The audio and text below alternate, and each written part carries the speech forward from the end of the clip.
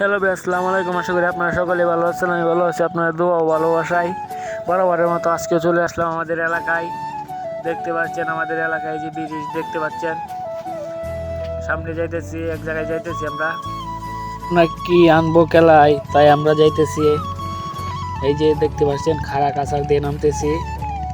খাড়া কাছার ধরতে খাড়া কাছারেই দৌড় দিয়ে নামতে হয়।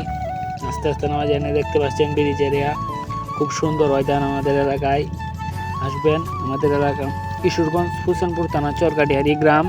সবাই আসবেন, ঘুরে যাবেন। এই যেমন বড় ভাই, সবাই আসবেন, ঘুরে যাবেন, ভালোবাসা নিয়ে যাবেন ইনশাল্লাহ।